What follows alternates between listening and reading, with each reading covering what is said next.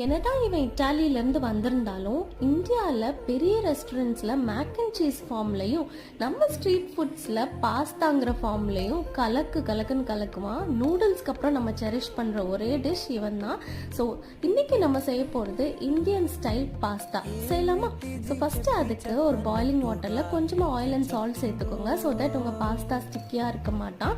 இப்போ ஒரு பேனில் கொஞ்சமாக ஆயில் சேர்த்துட்டு பச்சை மிளகா, வெங்காயம் அண்ட் கேப்சிகம், கேரட், பீன்ஸ் நான் சேர்த்துருக்கேன். நீங்கள் உங்களுக்கு விருப்பப்பட்ட காய் சேர்த்துக்கலாம். அண்ட் உப்பு போட்டு நல்லா அது கொஞ்சம் ரோஸ்ட் ஆனதும் அண்ட் கூடவே இஞ்சி பூண்டு பேஸ்ட் அண்ட் தக்காளியும் சேர்த்து நான் கொஞ்சம் நேரம் குக் பண்ண விட்டுடுறேன். நெக்ஸ்ட்டு இப்போது நம்ம Kashmiri chilli powder, garam masala and chicken masala நான் சேர்த்துருக்கேன். அண்ட் கூடவே கொஞ்சமாக சோயா சாஸ் அண்ட் பாஸ்தா சாஸும் சேர்த்துட்டு கொஞ்சமாக வாட்டர் ஆட் பண்ணி நல்லா அது குக் ஆக விடுங்க.